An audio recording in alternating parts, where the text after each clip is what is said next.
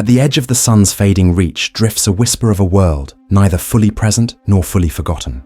Pluto moves through a silence deeper than any desert, a shadowed wanderer where light arrives thin and weary, stretched across billions of miles.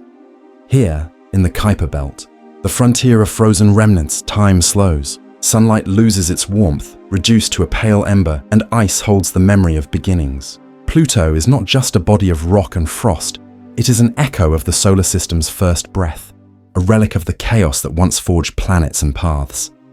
For decades it was hailed as the ninth planet, a member of the solar family, a distant crown jewel circling in darkness. Then it was dethroned, stripped of its title, recast as a dwarf among countless icy wanderers. Yet even in exile, Pluto refuses to fade. Each discovery reveals more complexity, more contradiction. Mountains of ice rising like stone, glaciers flowing in the dark, a heart-shaped plain etched across its frozen surface. Pluto is both ghost and messenger, a world that unsettles definitions, that carries in silence the record of cosmic birth and the riddle of identity itself. It is at once small and immense, diminished and exalted, forgotten and unforgettable, and so the question lingers, fragile and unresolved. What is Pluto? A planet? A relic? A mystery? Or a mirror held up to humanity's own need to name the unknown?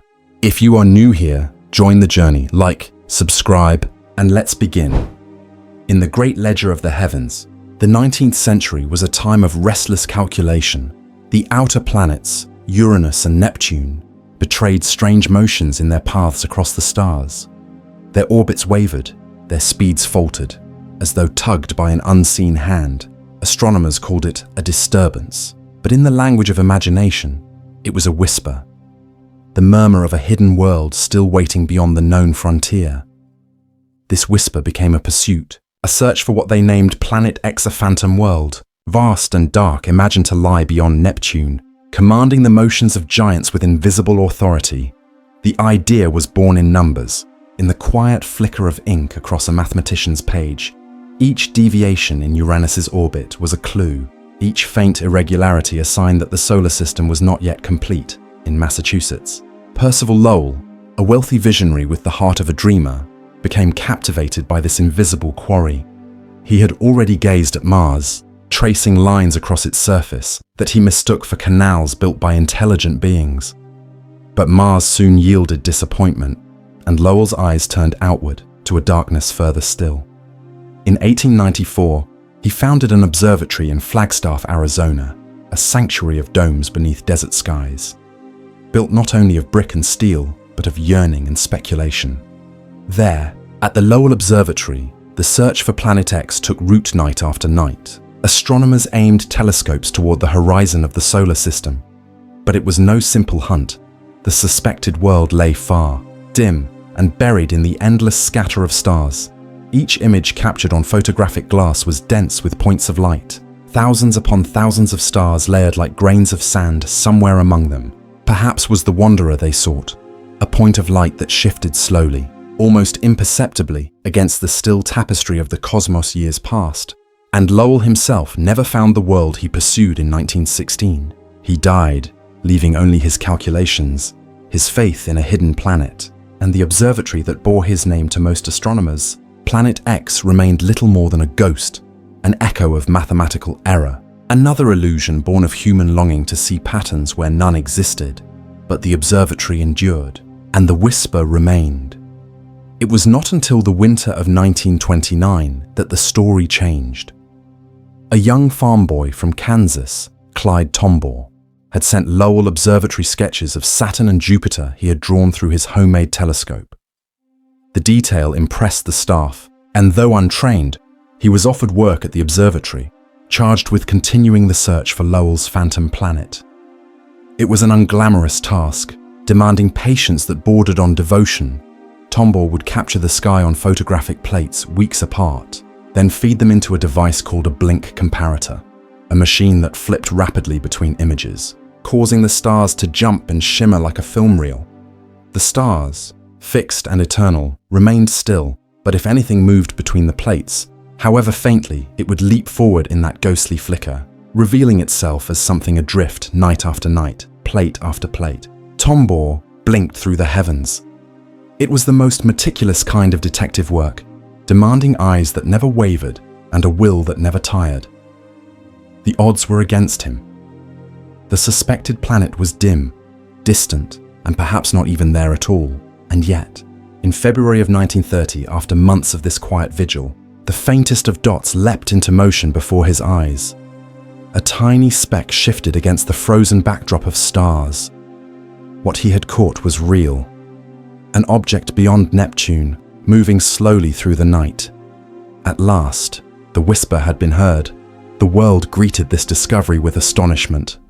A new planet, the ninth of the solar system, had been found by a young man of 24 with no university degree. It was announced on March 13, 1930, the anniversary of both Percival Lowell's birth and William Herschel's discovery of Uranus. The symmetry felt like destiny, as though the cosmos itself had arranged this poetic alignment. Headlines across the globe heralded the arrival of Pluto, a name suggested by an 11-year-old schoolgirl, Venetia Burney, in Oxford, England. She imagined the Roman god of the underworld, ruler of realms cloaked in shadow, unseen by mortal eyes. Astronomers embraced the suggestion, noting that its first two letters, P and L, were the initials of Percival Lowell, the dreamer who had begun the search. Pluto, the hidden one, the silent one, now took its place in the celestial order. And yet, even from the beginning, Pluto carried with it an air of ambiguity. It shone too faintly for precise measurement, and its size was uncertain. At first, astronomers assumed it must be Earth-like, large enough to disturb Neptune's orbit as Lowell had imagined. Some believed it rivaled Mars, or even matched Earth itself. But soon, as telescopes sharpened, estimates shrank. Pluto dwindled from Earth-sized to Mars-sized, to smaller than the Moon itself. What kind of planet was this? So faint, so small, so fragile in the void. Even its orbit seemed strange. Pluto wandered on an elliptical path that tilted steeply away from the ecliptic plane of the other planets. At times, it even crossed inside Neptune's orbit, breaking the cosmic symmetry. It seemed not a ruler of orbits, but an outcast, a body that obeyed no common rule. And yet, it was enough to awaken the human imagination to picture, far beyond the warm radiance of the sun, a frozen world drifting in half-light, locked in silence, touched only faintly by the solar glow its name, drawn from myth, fit like a prophecy, like the underworld of ancient legend. Pluto lay at the edge of existence, hidden from sight, its secrets known only to those willing to venture into darkness in this moment. Science and mythology entwined, a young astronomer's patience had given humanity a new world, and with it, a new story. But as the decades would reveal, Pluto's discovery was not the end of a search. It was only the beginning of a greater mystery. The realization that the solar system was vaster, stranger, and more uncertain than anyone had dared to believe. The whisper had become a voice, and soon it would speak of secrets even deeper than the one Tombaugh had unveiled. When the announcement came in March of 1930, the world stood still in wonder. A new planet had been discovered, a world beyond Neptune, a celestial body whose presence had long been whispered in equations and suspected in the trembling paths of the giants. Pluto, the ninth planet, had finally entered the map of the solar system for astronomers. It was as if the last uncharted frontier had yielded to human eyes, completing the great planetary family that stretched from Mercury's scorched face to Neptune's blue winds. At first, expectation crowned Pluto with greatness. If it were the mysterious Planet X that Percival Lowell had foretold, then it must be large, perhaps even greater in mass than Earth. Only a giant could tug at Uranus and Neptune with enough gravity to explain their deviations. This assumption gave Pluto a kind of majesty, an invisible Titan hiding at the edge of the sun's dominion. Its discovery both vindication of mathematics and triumph of observation in newspapers across the globe.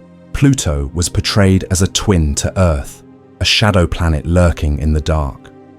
Some imagine landscapes frozen but familiar, mountains, valleys, and seas locked in eternal ice. Others wondered if moons might circle it, or if, like the inner worlds, it had once known warmth and oceans. The idea of a ninth world, equal in stature to the others, filled the imagination with symmetry and completion. But the truth, as telescopes sharpened and measurements grew precise, soon dissolved the illusion. Pluto's faintness in the sky told a different story. Its brightness was meager, far too dim for a body of Earth's size. Careful studies of its albedo, the reflectivity of its icy surface, narrowed its dimensions again and again. Pluto shrank before human expectation, from Earth's scale to that of Mars, and then still further by the mid-20th century. It was revealed to be smaller even than Earth's moon, its diameter only about 2,377 kilometers, its mass a mere 1/600th that of Earth. The shock was profound. The planet that had been hailed as the final giant was in truth a tiny wanderer, an outcast world far less commanding than the astronomers had imagined. And yet it still carried the title of planet, a crown inherited not by size or strength, but by discovery itself. It was the ninth, not because it was mighty, but because it had been found. The contradiction gnawed at science. If Pluto were so small, how could it ever have disturbed Uranus and Neptune? Lowell's calculations had predicted a mass equal to or exceeding Earth's, yet Tombaug's discovery revealed a body far too slight to matter in the balance of celestial mechanics. The numbers did not fit, and the elegant chain of cause and effect unraveled. Some wondered if Pluto was a coincidence, discovered in the right place at the right time, but not the true Planet X. Had the universe conspired to trick Lowell's dream into reality? Had chance delivered a discovery where mathematics had failed? Others suggested the irregularities in Uranus and Neptune's orbits had been miscalculated, the errors not in the cosmos but in the observations themselves. Indeed, when Voyager 2 flew past Neptune in 1989 and refined its mass with exquisite precision, the supposed anomalies vanished. There was no gravitational ghost, no missing giant. The problem was not in the heavens, but in the assumptions made on Earth, and yet Pluto remained, a discovery that survived the disappearance of its reason for being. It lingered at the edge of the solar system, fragile and small, but undeniable in its reality. The world, that should not have explained anything still, existed as a mystery of its own. Pluto's smallness became its greatest paradox. It was too small to be a true planet by the expectations of Lowell's age, and yet too strange to be dismissed. Its orbit stretched into eccentric paths, tilted 17 degrees above the solar system's plane, cutting inside Neptune's track, and then wandering outward again. Unlike the majestic symmetry of the classical planets, Pluto seemed crooked, an interloper in a dance it did not fully belong to. And this only deepened its mystery. A celestial misfit, wearing the title of planet, astronomers debated its origins in hushed tones.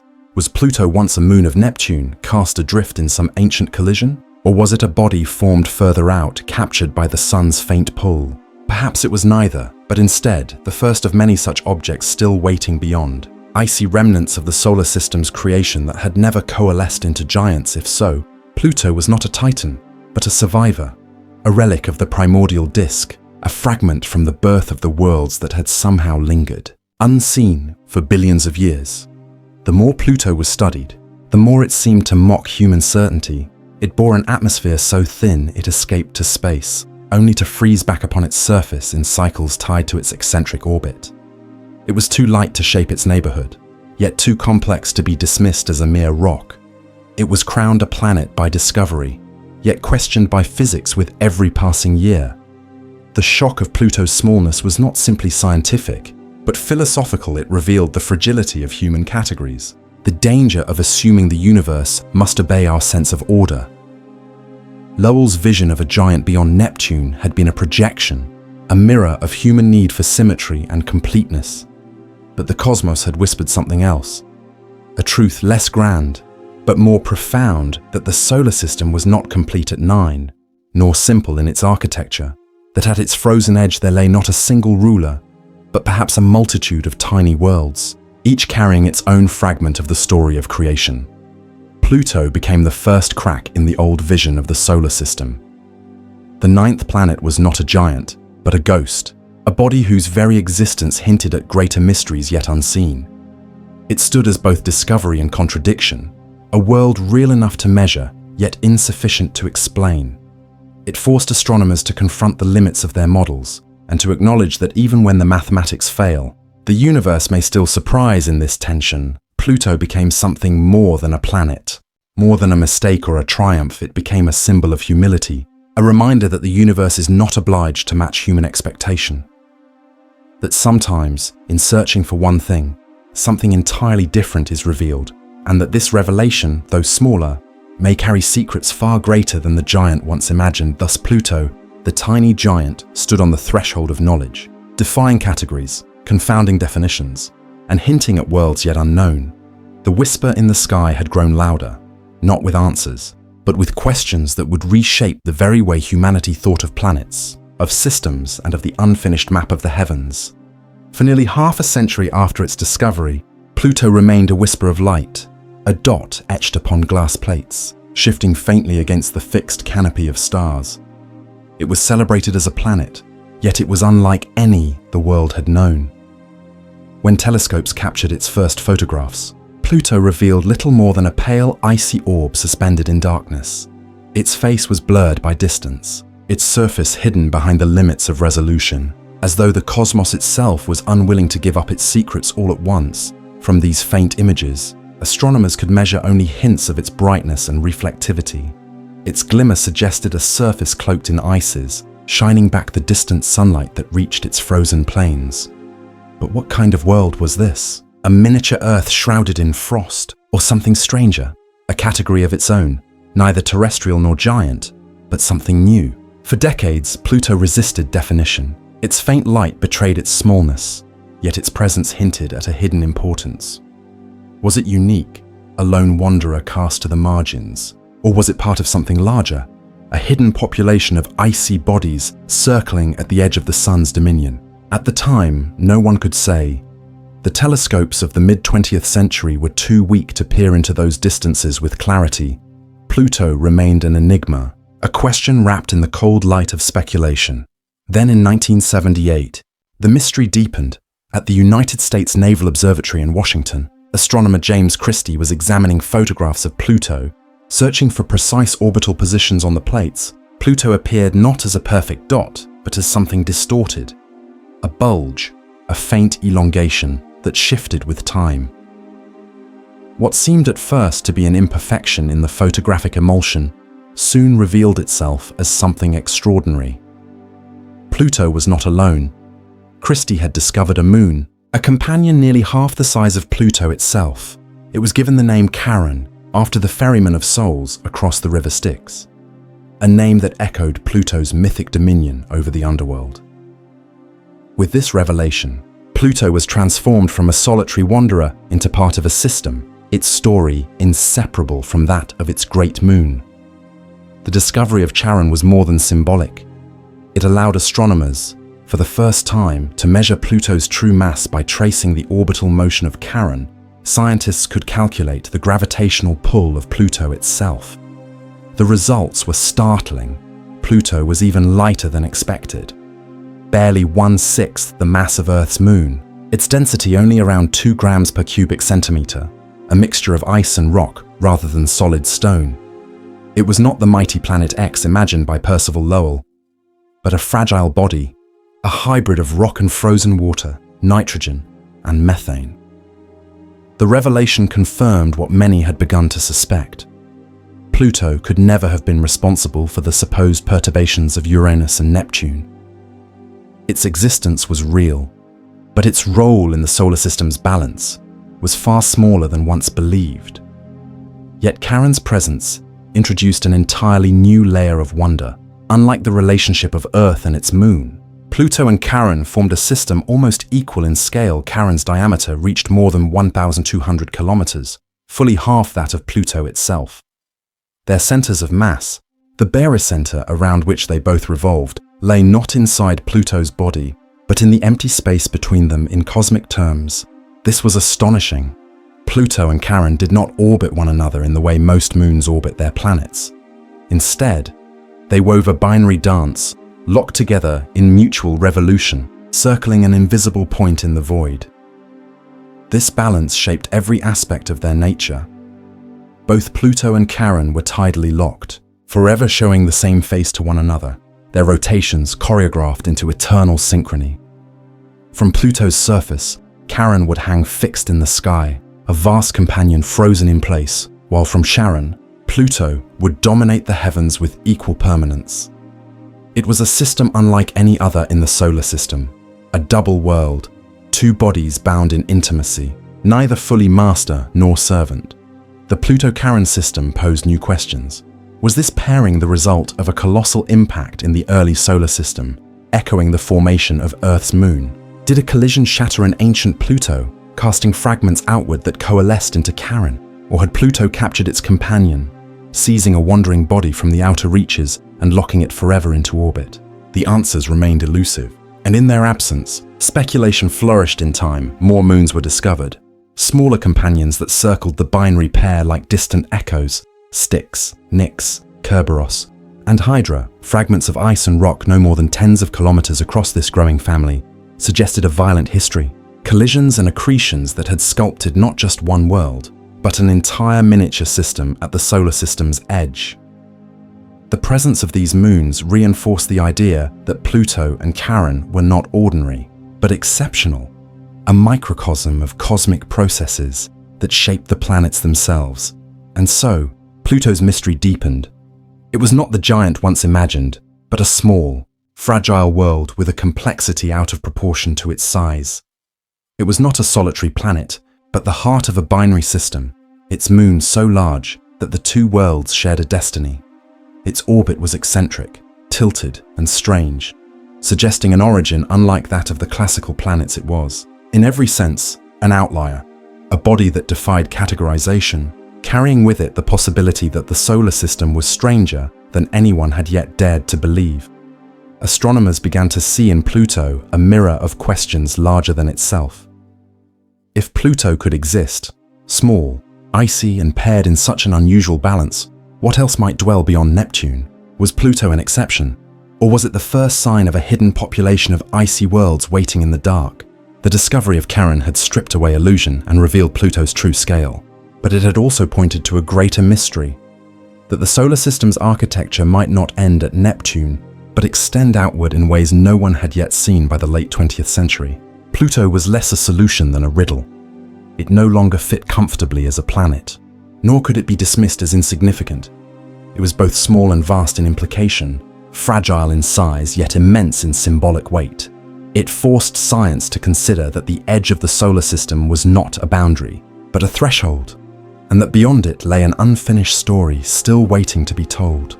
The pale, icy orb discovered in 1930 had grown into something far more complicated. It was a world of binaries, of paradoxes, of contradictions. It was neither giant nor insignificant, neither solitary nor fully planetary. It was Pluto, the ambiguous, the misfit, the herald of mysteries still concealed in the twilight of the sun's dominion.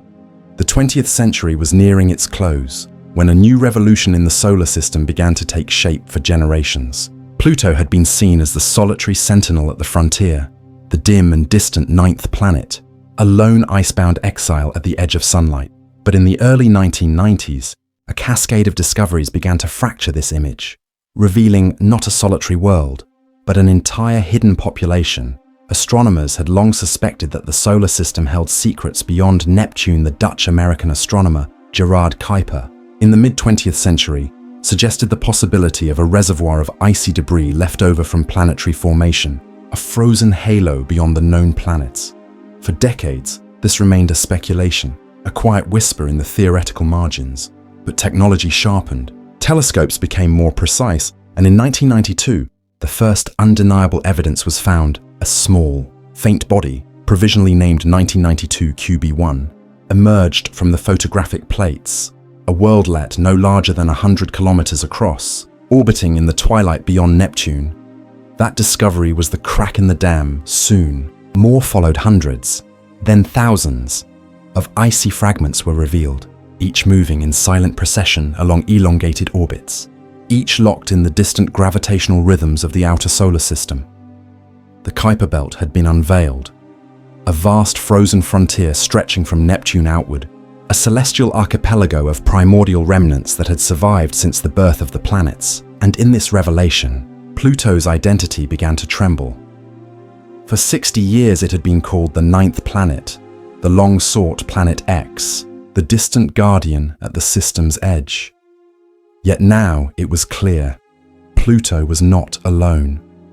It was merely the largest and brightest of a multitude, the first discovered among countless others, a herald rather than an exception. The solar system, once thought to be ordered into a neat hierarchy, rocky planets near the sun, gas giants beyond, and Pluto as the lonely outpost, was suddenly far more complex. Pluto had been recast, not as the final chapter of the solar system's book, but as the opening sentence of a new one. The shock spread through astronomy with both exhilaration and unease. Here was proof of a structure long theorized yet never seen. The Kuiper Belt was real, and it was immense. These icy bodies were not strays or anomalies. They were a population, a family, numbering perhaps hundreds of thousands. And their existence forced a haunting question. What then was Pluto? For decades, Pluto had carried the grandeur of a planet, a sibling to Earth and Jupiter and Neptune, despite its small size. But as more bodies of similar scale were found, the uniqueness that had once justified Pluto's planetary crown began to evaporate. If Pluto was a planet, then should not these others also be planets? And if they were not, then perhaps Pluto's status had always been mistaken, a cosmic misclassification born of human longing rather than truth. By the late 1990s, the discoveries multiplied. Some new objects rivaled Pluto in size. Others possessed eccentric orbits that hinted at gravitational sculpting by unseen forces. The Kuiper Belt was not a random scattering. It bore structure, resonances, and gaps shaped by Neptune's pull.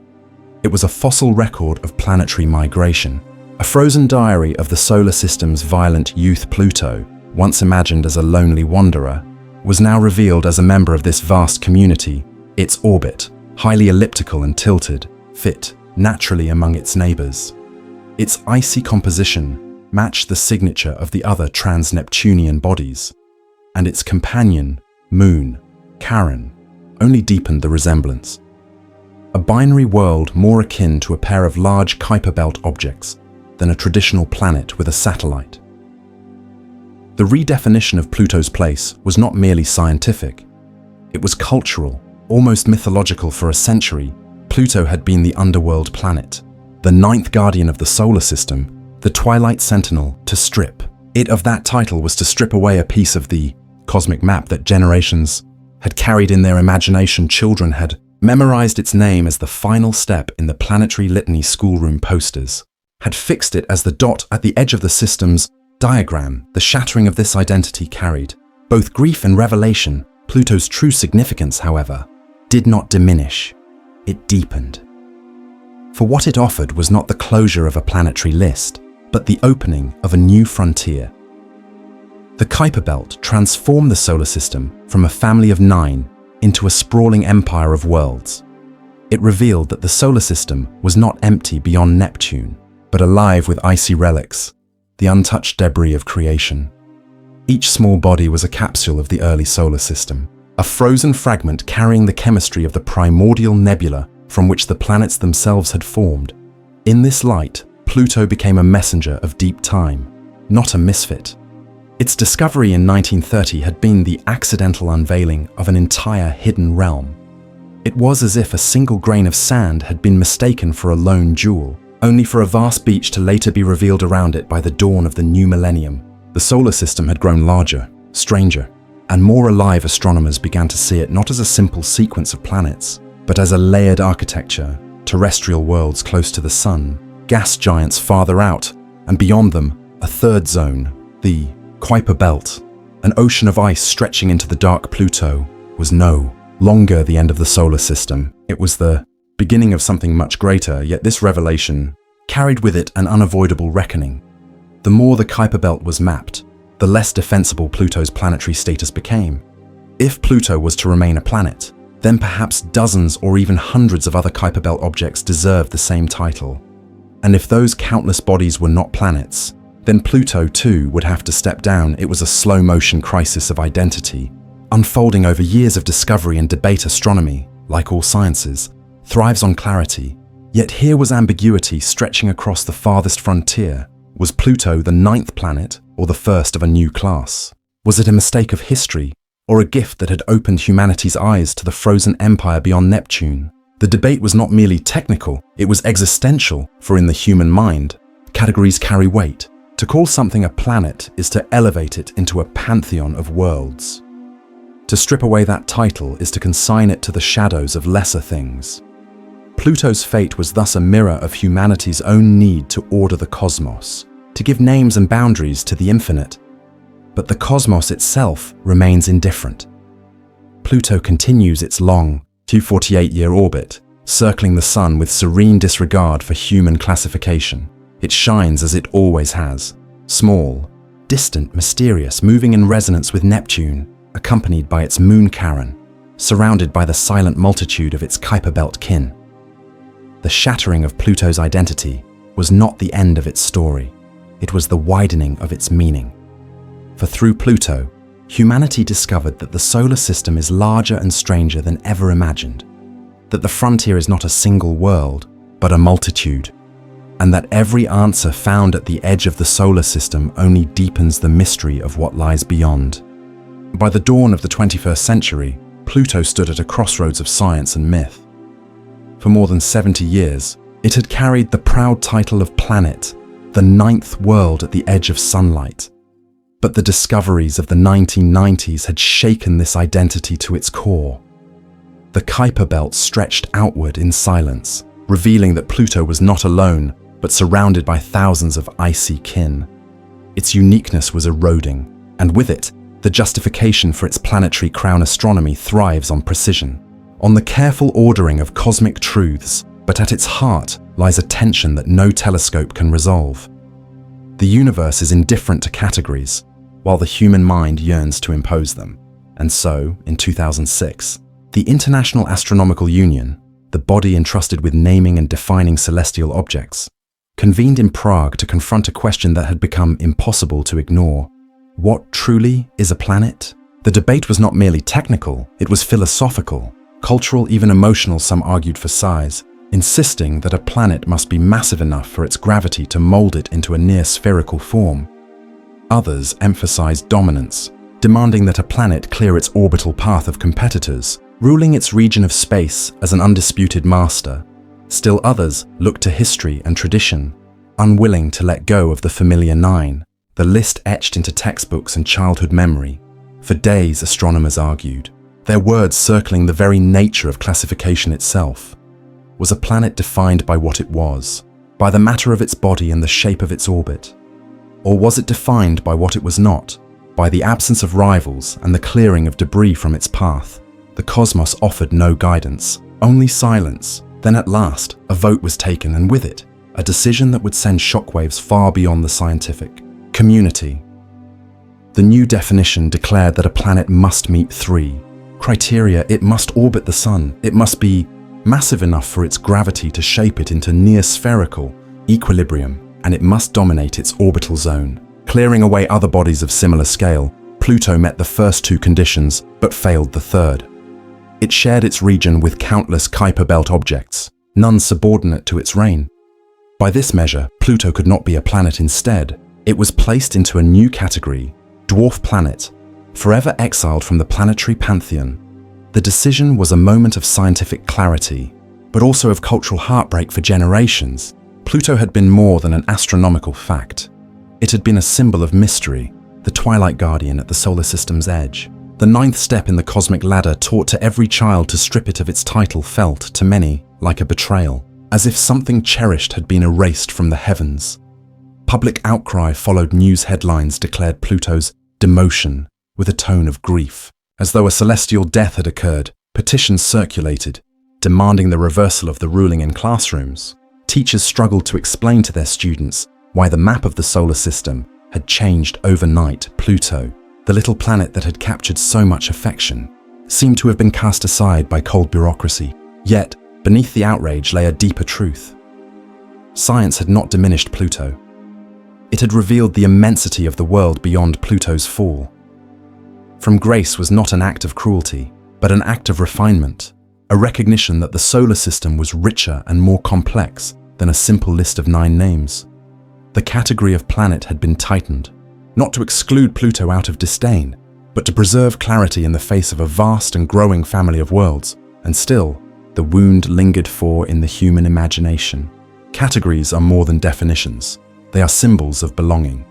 To call something a planet is to elevate it into a cosmic pantheon, a select circle of worlds that seem to matter more than the rest. To strip that word away is to cast it into the shadows of obscurity, no matter how wondrous it remains. Thus, Pluto's fate became a mirror for humanity's relationship with the cosmos. Do scientific definitions reflect eternal truths, written into the fabric of the universe? Or are they conveniences, human attempts to impose order upon a reality that resists simplification? Is a planet a fact of nature or a construct of language? Pluto itself, indifferent to debate, continued its orbit in silence. It circled the Sun as it always had, completing its long 248-year path, accompanied by Charon, its binary companion, drifting together through the frozen Kuiper Belt. The controversy did not touch the ice and rock of its surface, nor alter the deep rhythms of its orbit. The only change was in human perception, in the labels we use to make sense of infinity. In this sense, Pluto's story is a reminder of the fragility of human categories. The cosmos does not divide itself into planets and non-planets, into giants and dwarfs, into central and peripheral. It is seamless, a continuum of scales and shapes, each orbiting according to gravity's law, each carrying its own history from the dawn of time. The definitions we craft are reflections of our own need for clarity, our desire to name and to know, to make the incomprehensible at least somewhat comprehensible. The International Astronomical Union's decision may have narrowed the list of planets, but it also widened the scope of wonder. For Pluto, stripped of its crown, was no less extraordinary. It remained a binary world system, unique in the solar system. It remained a frozen archive of the solar system's infancy, its surface scarred and renewed by slow geologic processes, its heart-shaped glacier of nitrogen ice silently beating against the void. It remained the herald of the Kuiper Belt, the gateway to a vast frozen realm stretching toward interstellar darkness. In truth, Pluto had never fallen from grace. It had merely shifted roles, from the ninth planet of the textbooks to the ambassador of the outer solar system, the first of a vast population, the messenger that revealed an entire hidden frontier. The story of Pluto's redefinition is therefore not one of loss, but of transformation. It is a reminder that science, at its heart, is not about clinging to old certainties, but about embracing deeper truths, however unsettling they may be. And it is a lesson in humility, that the categories we craft are temporary scaffolds, not eternal monuments, always subject to revision as the universe reveals more of itself. The debate over Pluto continues, lingering in both scientific circles and public imagination. Some astronomers argue for a broader definition of planet, one that might restore Pluto's title and elevate many of its Kuiper Belt companions alongside it. Others hold fast to the 2006 ruling, seeing in it the clarity needed to prevent the word planet from dissolving into meaninglessness. Yet whichever definition prevails, Pluto remains what it always has been, a world of ice and rock, orbiting at the edge of sunlight, a witness to the long history of the solar system. Its orbit is unbroken. Its heart still gleams in nitrogen frost. Its binary dance with Charon continues, and in the quiet of its eternal twilight, Pluto whispers a truth that humanity must always remember, that the universe is not bound by our names, our categories, or our need for order. It is vast, indifferent, and endlessly strange. And within that strangeness lies a beauty no definition can diminish. In January of 2006, as astronomers gathered to debate Pluto's very identity, another chapter of its story was quietly taking shape on a launch pad in Cape Canaveral, a slender spacecraft, no larger than a piano and weighing less than a family car, waited beneath the Florida sky. Its name was New Horizons, its mission, to chase the most distant of familiar worlds, to cross the gulf of interplanetary darkness and offer humanity its first true glimpse of Pluto. Launched on January 19, 2006, New Horizons departed Earth with astonishing speed, faster than any spacecraft before it. 9 hours after liftoff, it passed the orbit of the Moon. In just over a year, it reached Jupiter, using the giant's gravity to bend its path and hurl it onward toward the frozen frontier. And then, silence. 9 years of silent flight through the dark, across a span of nearly 5 billion kilometers, with no planet to greet it. Only the whisper of cosmic rays and the faint warmth of the sun dwindling behind for decades. Pluto had been no more than a smudge in the sky, a dot that even the Hubble Space Telescope could render only as a blurred sphere. It had been argued over, defined and redefined, elevated and diminished, but never truly seen New Horizons was built to end that ignorance. Its cameras, its spectrometers, its particle detectors, all crafted to reveal a world at the edge of sunlight. As July of 2015 approached, anticipation grew. Every system was checked and rechecked. The spacecraft awakened from its long hibernation to find itself nearing a destination that no machine and no human eye had ever reached before. The risks were immense. One stray pebble of ice could have destroyed the probe, ending the mission in silence. Yet the gamble was taken, and New Horizons pressed forward on July 14, 2015. It arrived in a single sweeping moment. Pluto transformed. No longer a faint dot on photographic plates, no longer a grainy blur in Hubble's vision. It emerged as a world of astonishing detail and mystery. Across the deep black of space, the spacecraft transmitted its images back to Earth, where scientists and dreamers alike gazed in wonder. What they saw defied expectation. Pluto was not a dead rock drifting in the Kuiper Belt. It was alive with landscapes sculpted by processes no one had foreseen. Mountains of solid water ice, rising higher than the Rockies, stood in frozen silence against the thin horizon. Their peaks carved not by tectonics or volcanic fire, but by the slow and alien choreography of ice behaving as stone. At the heart of the world lay a vast, pale plain, stretching wider than Texas, shaped uncannily like a human heart. It was named Sputnik Planitia, a basin of nitrogen ice, smooth and unscarred by craters, a surface so young that it spoke of ongoing renewal. Here, vast glaciers flowed in slow motion, churning and convecting as though the ice itself were alive. Patterns formed that resembled the boiling of water, but frozen into permanence on a scale of kilometers. This was not the static world scientists had expected. It was dynamic, restless, and still in motion beyond the plains. Cliffs and valleys marked a history of stress and shifting crust. Canyons deeper than the Grand Canyon scarred its surface, hinting at an interior that might once have swelled and fractured, as though something beneath pressed outward. The possibility of a hidden ocean, a subsurface sea of liquid water, trapped beneath layers of ice, suddenly became real.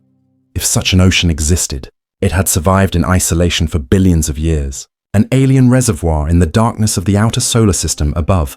Pluto's thin atmosphere revealed itself in layers of ethereal blue haze, composed mostly of nitrogen. Laced with methane, it reached far higher than anticipated, scattering sunlight into a delicate halo. The haze clung to Pluto in defiance of its weak gravity. Replenished even as it leaked into space, it suggested a fragile balance, a tenuous system of exchange between the surface and the sky. A breath that never quite ceased. Charon, Pluto's great companion, was revealed as well, a world in its own right, half the size of Pluto, locked in eternal dance so that each always faced the other. Charon bore scars of ancient upheaval, vast chasms, and a belt of fractures running across its surface. It was not a passive moon, but a partner in a binary system, orbiting a shared center of gravity that lay between them. Together they circled the sun as one, a double world unlike any other known in the solar system. The revelations poured in slowly, each image taking hours to cross the void at the speed of light, each measurement unfolding the truth of a place once thought simple scientists were astonished. Humbled Pluto had broken every expectation, forcing a reconsideration of what small, distant worlds could be.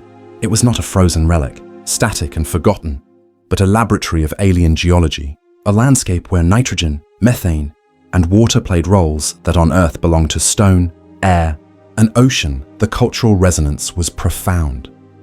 Here was a world that had been stripped of its planetary title, dismissed by some as insignificant. Yet it revealed itself as far more complex and alive than many of the planets still enthroned in the official list.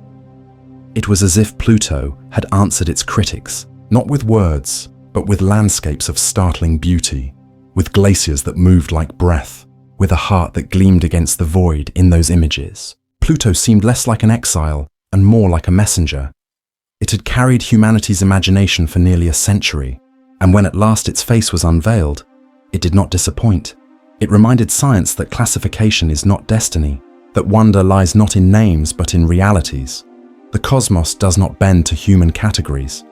It reveals what it is, in silence, when the distance is finally crossed.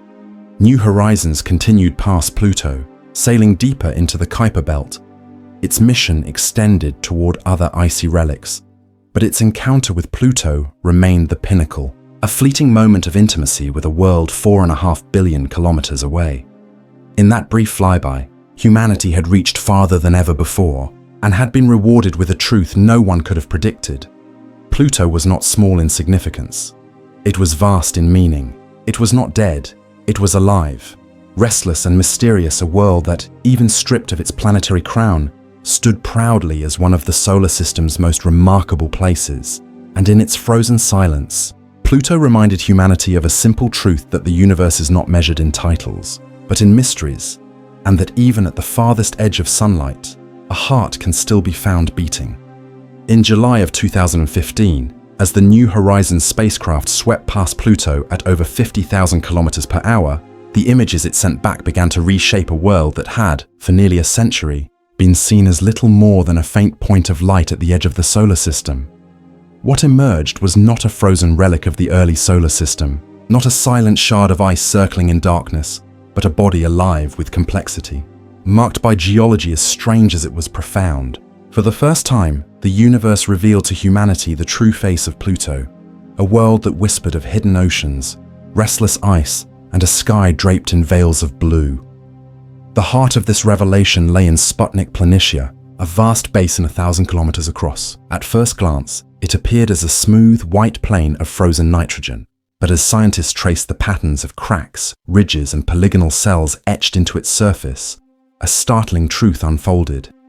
The ice was not still, it was moving. Beneath the frozen crust, nitrogen ice convected as though it were water brought to boil. Heat, faint but persistent, stirred from Pluto's interior, driving the solid surface to flow in slow, patient overturn. Cells of ice, tens of kilometers across, rose and fell like breaths of the planet itself, cycling over spans of hundreds of thousands of years. This motion meant Pluto was not dead. It was sculpting its own surface in silence, erasing ancient craters, smoothing its plains, renewing itself in ways thought impossible for a world so small, so far from the sun.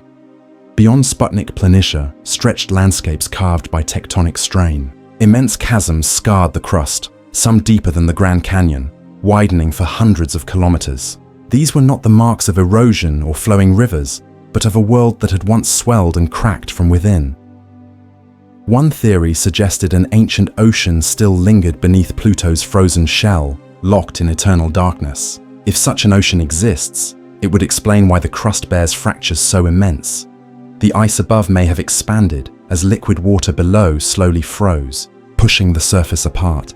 A buried sea, insulated by thick ice and salts, could remain liquid even after billions of years in the void. And if it exists, it would place Pluto among a growing company of ocean worlds.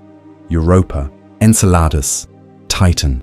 Worlds where water, the most familiar ingredient of life, waits in shadow. Pluto's surface told another story, one of ice mountains, taller than the Rockies, composed not of stone, but of water frozen harder than granite. These peaks rose along the margins of Sputnik Planitia, towering cliffs of crystalline ice standing against winds that sweep at nearly 400 kilometers per hour. In their valleys, glaciers of nitrogen and carbon monoxide crept like slow rivers, flowing outward from the basin, their movement carving channels spreading across plains. Unlike the rigid crust of Earth's moon or Mars, Pluto's landscape shifted under forces of chemistry and cold. Its geology was alien, but it was alive with motion. Above this terrain stretched an atmosphere more delicate than smoke. Nitrogen, the same gas that fills Earth's skies, seeped from the surface to form a fragile envelope, extending hundreds of kilometers into space. Within it, particles of haze, complex hydrocarbons born from sunlight breaking apart methane, gathered into thin, ethereal layers. When New Horizons looked back toward the sun, it captured Pluto haloed in blue. Layer upon layer of haze bent the light into colors unexpected in a world so cold. This sky, delicate and fleeting, shimmered above glaciers and mountains, an atmosphere continually escaping into the void, only to be replenished by ices below. It was a paradox of balance. a world that seemed too small to hold an atmosphere, yet one that breathed it into existence every day. What startled scientists most was the measure of activity. Mars, larger and closer to the sun, bore the marks of ancient rivers and volcanoes, but its heart had grown silent eons ago. Earth's moon too is scarred but static, its craters frozen in time. Yet Pluto, 1/5 their size, pulsed with geologic renewal. It defied expectation.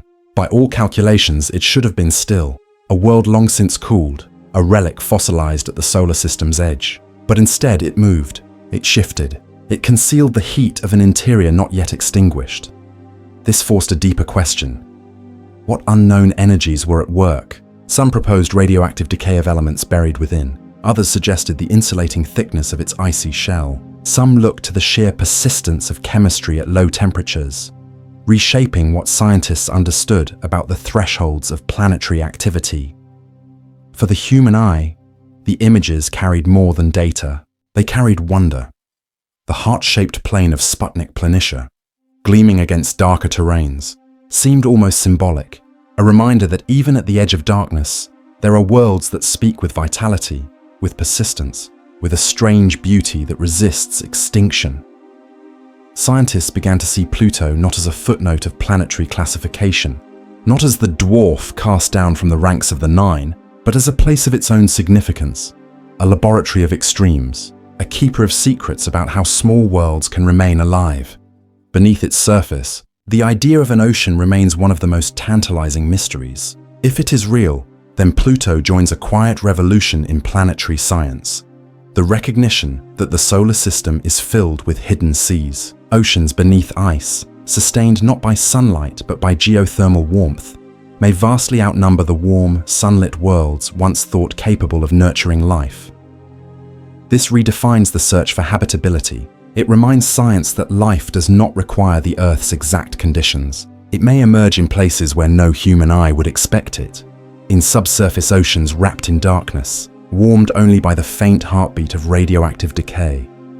Pluto, once dismissed as a cold, inert shard, now stood as a symbol of this broader possibility.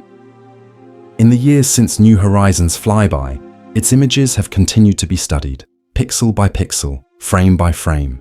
Each valley, each fracture, each haze layer is a puzzle piece in a vast enigma.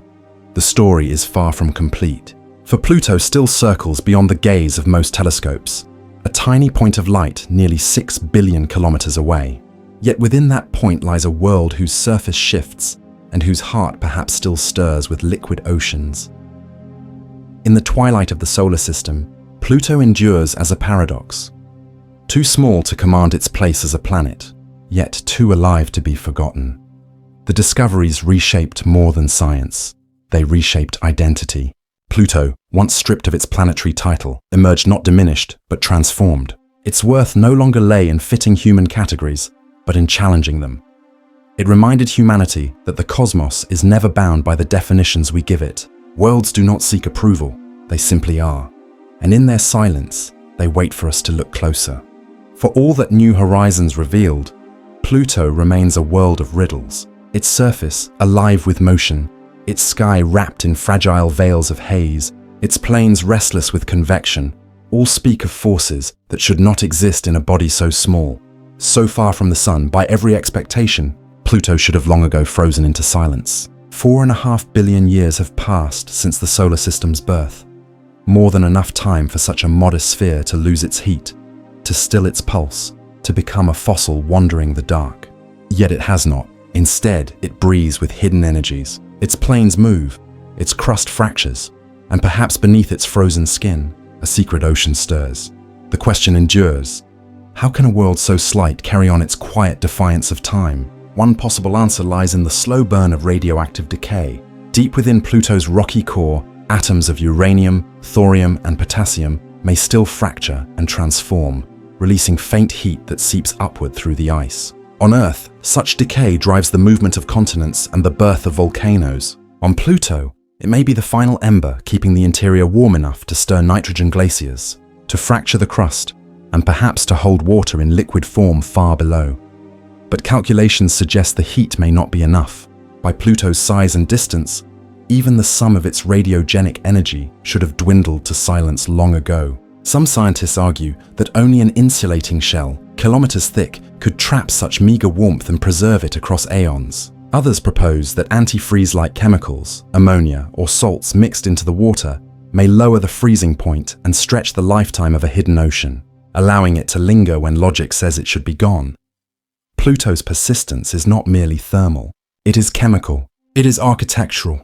It is the strange triumph of physics working at the limits of cold. Yet the mysteries deepen when the atmosphere is considered. Pluto's envelope of nitrogen is as fragile as breath. With gravity so weak and solar wind so relentless, molecules are continually swept away into space. Over millions of years, such loss should have stripped the world bare.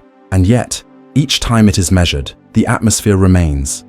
It is replenished, rising from the plains of Sputnik Planitia, from glaciers that release nitrogen as they sublimate, from ices that breathe with each passing season. As Pluto circles the Sun in its long elliptical orbit, temperatures shift just enough to drive a slow exchange. Ice turning to vapor, vapor freezing again to ice. This seasonal heartbeat feeds the sky, balancing loss with renewal. But here lies the enigma. The rates do not align perfectly. Models predict Pluto should have lost far more atmosphere than it carries. Some force, still hidden, must help conserve it. Perhaps the haze itself plays a role, creating a veil that shields the surface and slows escape. Perhaps subsurface reservoirs act as steady lungs, releasing gas impulses too subtle to measure. Or perhaps the balance is temporary, a fragile equilibrium caught at just the right moment in cosmic time. For now, the truth is suspended in uncertainty, a riddle written in blue haze above a frozen plain. Equally unresolved is Pluto's origin story. Where did this world truly belong before humans gave it a place in their maps? Some theories suggest Pluto formed in its current orbit, within the icy reservoir of the Kuiper Belt, born as one of countless bodies circling beyond Neptune. In this view, it is not unique but simply the largest shard visible from Earth, an ambassador of a frozen multitude. Others point to the strange tilt of its orbit, its resonance with Neptune, and wonder if Pluto was once born closer to the giant planet, only to be scattered outward during the solar system's chaotic youth. In such a tale, Pluto is an exile, a migrant cast into the deep, captured in a stable but eccentric path by Neptune's gravity. Each possibility carries consequences. If Pluto formed in place, it testifies to the abundance of complex worlds at the system's edge, where distance and cold weave new architectures of matter. If it was cast outward, it tells of violence in the solar system's infancy, giant worlds shifting, scattering debris, sculpting the outer frontier through chaos. And so, Pluto remains suspended between identities, a native child of the Kuiper Belt, or a displaced wanderer adopted into its icy ranks. The persistence of its mysteries is not a weakness of science, but a reflection of the cosmos itself. Some questions yield to measurement, others demand patience across decades. For Pluto, the frontier remains vast. New Horizons delivered the first close encounter, but it was a fleeting glimpse. In a matter of hours, the spacecraft passed by, capturing its images and readings before sailing onward. No orbit, no return, only a single brush against the unknown. Much remains unseen, unresolved. The thickness of the crust, the depth of the ocean, the true chemistry of the haze, the cycles that govern its fragile sky. Future missions may one day return, orbiting to map its poles, sending landers to rest upon its plains, dropping probes to taste the gases in its thin atmosphere. Until then, Pluto's heart remains half hidden, its questions unanswered. What does it mean that a world so small resists the silence expected of it? What does it mean that it carries a sky, an ocean perhaps, and the restless movement of glaciers in a place where the sun is no more than a bright star? For scientists, it is a reminder that categories, planet, dwarf planet, object, are shadows beside the truth of nature. For philosophers, it is a lesson in humility, that the smallest and most distant can hold mysteries as great as any giant. And for humanity, it is an invitation to return, to listen more deeply, to look not only at the grand centers of power in the solar system, but also at its edges, where forgotten bodies quietly shape the story of existence. Pluto's mysteries are the mysteries of survival, of persistence against the cold, of defiance against time. They whisper of radioactive embers glowing in the dark, of chemistry weaving secrets beneath ice, of an atmosphere balanced on the edge of nothingness, of origins tangled in the violent past of the solar system. They remain unanswered. But in their unanswered state, they give meaning. For it is the questions themselves that keep humanity searching, moving outward, pushing past the known horizon. And as Pluto continues its long journey around the sun, circling in darkness for centuries at a time, it carries those questions with it. Mysteries written into ice, into air, into silence. Mysteries waiting for the next gaze, the next voyage, the next spark of human curiosity to draw near. In the quiet darkness beyond Neptune, Pluto drifts not as an isolated wanderer, but as a thread woven into a vast tapestry of cosmic history. Its smallness, once viewed as a disappointment, has instead become a key to understanding the grand machinery of planetary formation, the violence of celestial migrations, and the sculpting hand of gravity at the edge of the sun's dominion. Pluto is not merely a frozen sphere, it is a fossil of the solar system's youth, a relic from a time when the newborn planets moved like restless giants, scattering smaller bodies into the abyss. To understand Pluto is to read the early chapters of a cosmic epic, an epic of migration, chaos, and survival. The story begins more than 4 billion years ago. In the infancy of the solar system, the giant planets did not rest in their present orbits. Jupiter, Saturn, Uranus, and Neptune drifted like titans across a sea of debris, tugging one another with invisible chains of gravity. Each subtle shift created waves of disruption, hurling thousands of icy fragments outward into the frozen frontier. Among these fragments, some coalesced into worlds like Pluto, too small to be giants, yet too large to be forgotten. These bodies settled into the Kuiper Belt, a vast reservoir of frozen remnants, circling the sun in quiet testimony to the chaos that once reigned. Pluto's tilted, elongated orbit tells of this violent past. It is not a natural circle of serenity, but a scar left by planetary migration, a reminder that stability was born from upheaval. Pluto, in this sense, is evidence. It proves that the outer solar system was sculpted not by chance but by dynamic encounters, that the giants did not simply form and rest, but moved and fought, shaping the architecture of everything that remains. The resonance with Neptune offers further proof. Pluto's orbit is bound to Neptune's in a delicate gravitational dance. For every 2 orbits Pluto completes, Neptune circles 3 times. This resonance prevents collision, locking the 2 worlds in perpetual choreography. It is a fragile balance born from past migration, when Neptune's outward drift captured Pluto and secured its unusual path. Without this resonance, Pluto might have been flung into interstellar space, another exile lost to the void.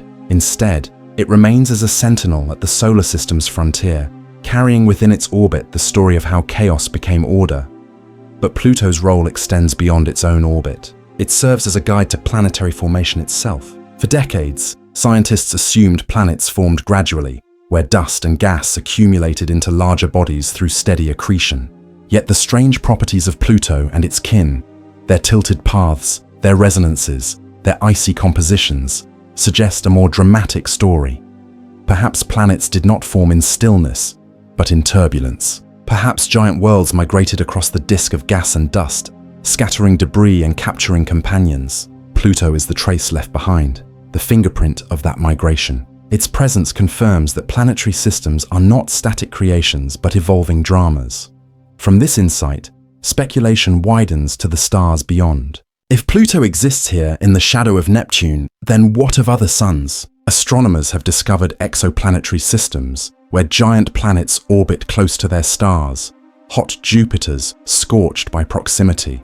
The migration of those giants must have disrupted their own systems, scattering icy remnants outward as surely as Neptune did in ours. It is likely, then, that countless stars harbor their own Plutos, small icy worlds, born in chaos, preserved at the edge of alien systems. They may circle in silence around red dwarfs, blue giants, or yellow suns like ours. They may carry frozen plains, hidden oceans, or hazy skies of nitrogen awaiting discovery. In this way, Pluto is not just a local curiosity, but a model, a window into the universal process of planetary evolution.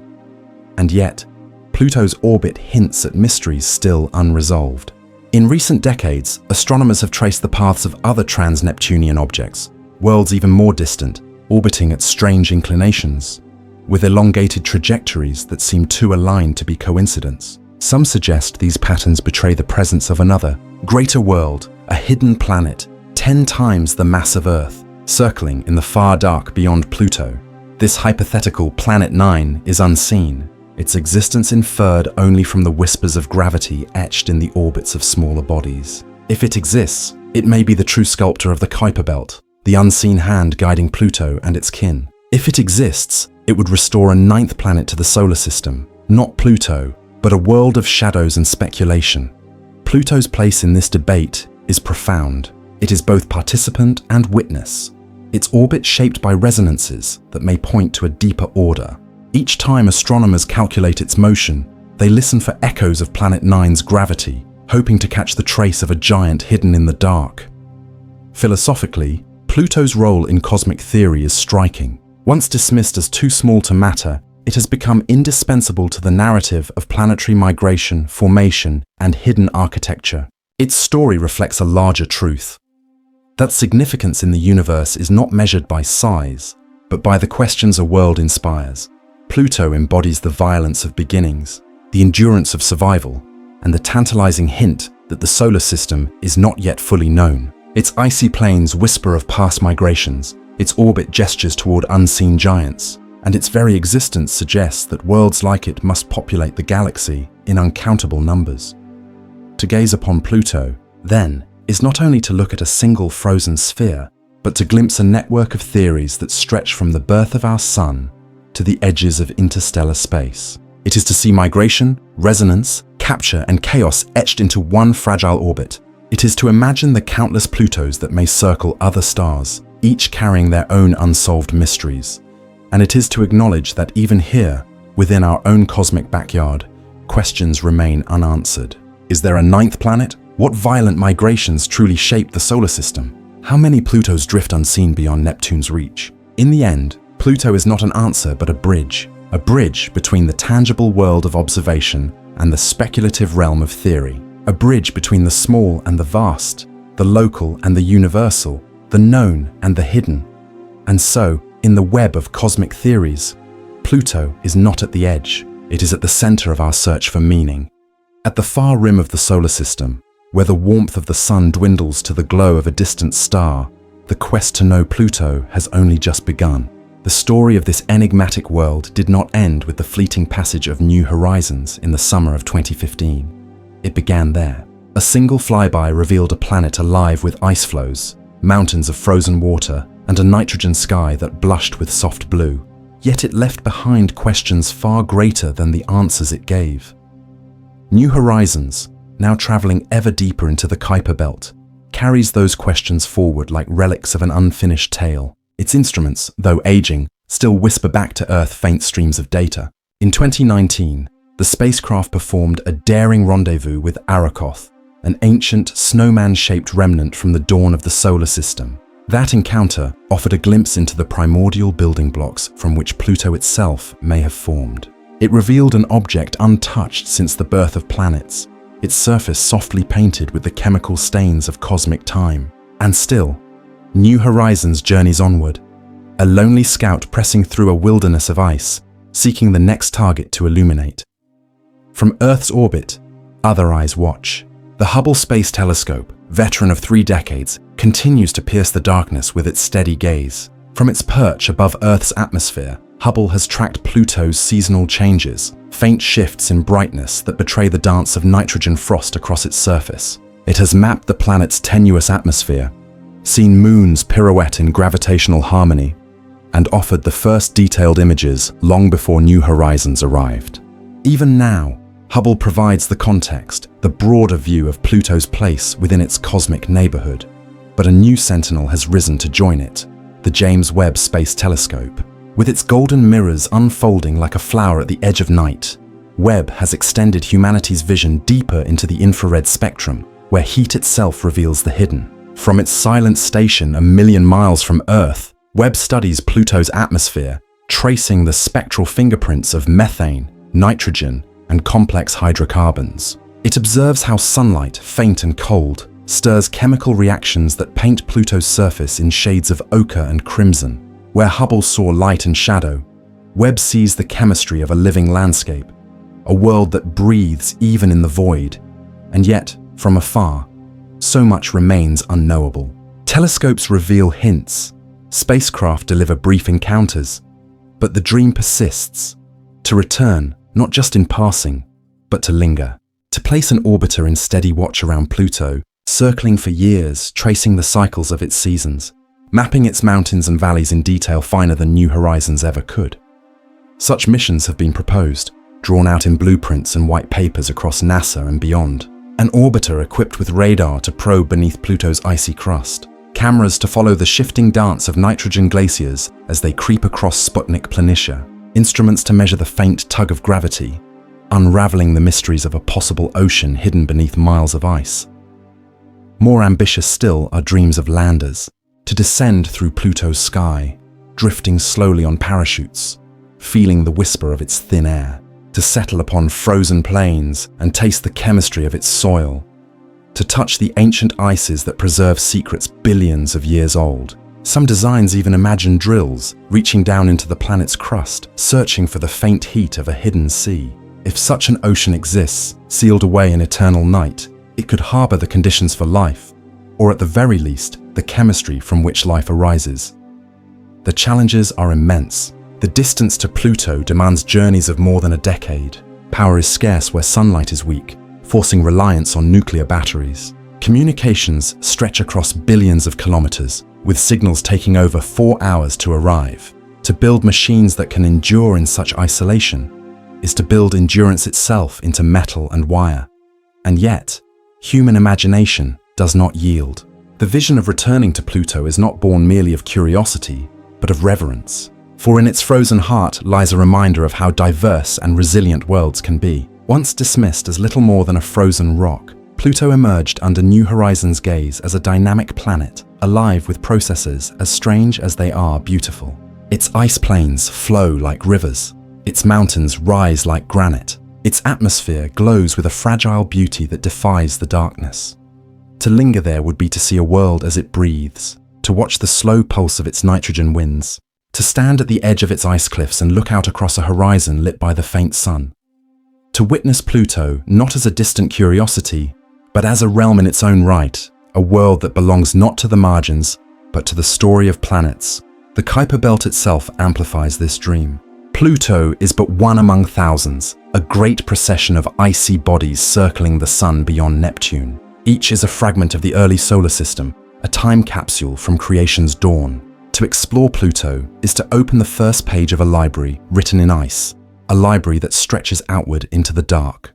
Beyond Pluto, even stranger realms await: Eris, Haumea, Makemake, Sedna, each bearing mysteries as profound as Pluto's own.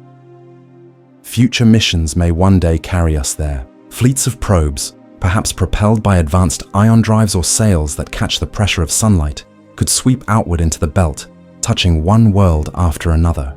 Landers may burrow into ices untouched for billions of years. Subsurface explorers, powered by heat, might melt their way down through crusts of nitrogen or methane, searching for brines and oceans locked away beneath. For now, the dream waits on drawing boards and in quiet studies, where scientists shape concepts for what may come. Each design is a promise that the story of Pluto and of worlds beyond is not finished. New Horizons was the beginning, a single brushstroke on a vast canvas. Hubble and Webb extend the vision from afar, filling in detail and color, but only by returning will humanity complete the portrait. At the edge of the solar system, science continues to reach outward with tools of glass, silicon, and ambition. Each new mission, each new telescope, is another lantern carried into the night. And in that darkness, Pluto waits, its heart of frozen nitrogen beating slowly beneath a pale sky. The quest is not to conquer, but to listen, to place instruments not just upon its surface, but within its silence. For in that silence lies a truth.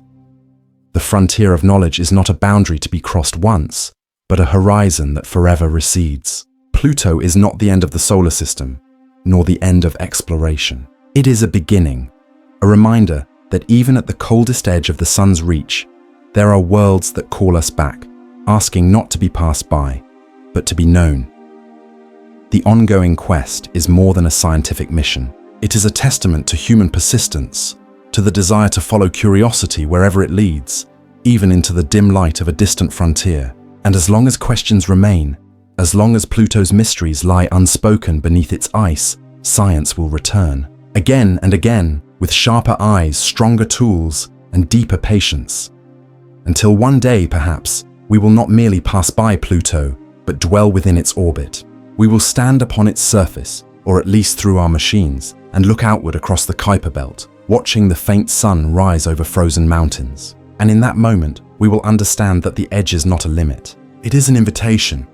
At the farthest edge of sunlight, Pluto drifts in silence. It is small, cold, and faint, yet its story has unsettled the way humanity sees the cosmos and itself. Few worlds have carried such symbolic weight. Few worlds have revealed so much about the fragile art of naming, of classifying, of drawing lines where nature refuses to draw them. When Clyde Tombaugh first glimpsed the faint speck in 1930, Pluto was hailed as the 9th planet, a new member of the solar system's royal family. In its discovery lay the thrill of expansion, that the map of the cosmos still had blank spaces waiting to be filled. For decades, textbooks carried its name, school children recited its place in the planetary order, and science moved forward under the assumption that the solar system was complete, its 9 planets fixed in definition. But certainty is a brittle crown. As telescopes sharpened their gaze, more icy worlds were revealed in the Kuiper Belt. Eris, Haumea, Makemake, objects as large, some larger than Pluto itself, rose from the darkness. If Pluto were a planet, so too must these be. And suddenly, the solar system swelled not with 9 planets, but perhaps dozens. Faced with this, astronomers turned inward, forced to confront a question often hidden in the practice of science. What does a word mean? What does it mean to call something a planet? In 2006, a decision came. By a vote of the International Astronomical Union, Pluto was reclassified. No longer the 9th planet, it became a dwarf planet, neither erased nor diminished, but shifted into a new category. For some, this was clarity. For many, it was loss. The redefinition rippled far beyond astronomy. It unsettled the public, who had held Pluto in affection for generations. Anger, disappointment, even grief followed. It was as though something human had been stripped away, a companion planet taken from the sky. And yet, as New Horizons approached Pluto in 2015, the paradox deepened. The world demoted was revealed as more complex than anyone imagined. A surface alive with glaciers, mountains, and hazes. A heart-shaped plain of nitrogen ice. The possibility of a hidden ocean beneath. Pluto, stripped of its planetary title, was revealed as a greater marvel than it had ever been before. Here lies the mirror. Science does not move in straight lines of triumph. It moves in cycles of discovery, excitement, disillusion, and wonder reborn. Pluto embodies that cycle. Its story reminds humanity that definitions are fragile tools, useful but temporary, always vulnerable to new knowledge. Nature itself does not yield to categories. The cosmos does not pause to ask what a planet is. It simply exists, in forms both familiar and strange, waiting to be seen. Philosophically, Pluto shows how science is both an act of precision and of humility. To define is to risk error. To name is to risk revision. The reclassification of Pluto was not a failure of astronomy, it was its strength. It revealed a discipline willing to adapt, willing to let go of cherished certainties in order to grow closer to truth. And in that act of letting go, a deeper wonder was born. For Pluto's paradox is poetic. It is a world dethroned yet crowned anew with complexity. It lost its title, yet gained an identity that surpasses categories. It became not just a planet, nor just a dwarf planet, but something rarer, a symbol of the persistence of mystery. From afar, its orbit carries lessons in philosophy as much as science. Pluto's path is eccentric, tilted, weaving inside Neptune's orbit before arcing outward again. It does not follow the simple circular course of its planetary peers. It is an outsider, a wanderer, yet still bound to the sun, still part of the system. In this, some see an allegory for knowledge itself, never straight, never fixed, but looping, tilting, revisiting, always in motion. The human mirror reflects further still. Pluto's demotion stirred not just scientific debate, but emotion, because in it lay a question of identity. If something so long considered a planet could be redefined, what of all things named and known? Are the categories by which humanity orders reality ever permanent? The answer, Pluto whispers, is no. Identity in the universe is not given. It is discovered, lost, and rediscovered again in new light. This is not defeat, but renewal. In each redefinition lies the seed of greater understanding, just as continents were once thought to be immovable, only to be revealed as drifting plates upon molten rock. Just as the Milky Way was once believed the whole of the universe, only to dissolve into billions of galaxies. Pluto's shift is part of the same story. The realization that certainty is temporary, and that wonder grows stronger in the breaking of old frames. Thus, Pluto teaches that science is not about holding truth, but about seeking it. Not about preserving definitions, but about stretching them until they break, and then building anew. Each generation inherits not answers, but questions, sharper and more profound than before. The poet in science finds meaning here, that a world stripped of its crown could reveal itself as more beautiful than imagined, that the smallest planet that was could become a giant of mystery, that a demotion could be, in truth, an ascension to greater significance. At the edge of the solar system, Pluto waits, not as an exile, but as a guide. Its icy plains remind us that reality is richer than language, that categories can falter, but wonder endures. Its paradox is humanity's paradox, the endless cycle of defining, questioning, redefining, and discovering anew. And so the story closes not in certainty, but in invitation. Pluto is no longer the 9th planet, yet it is more than a dwarf planet. It is a mirror, held up to human understanding. It reflects how fragile definitions can be, how persistence uncovers depth, how loss can unfold into revelation. In Pluto's cold silence, there is a lesson for all knowledge, that identity is not fixed, but discovered again and again under changing light. And in that shifting, wonder does not end, it begins.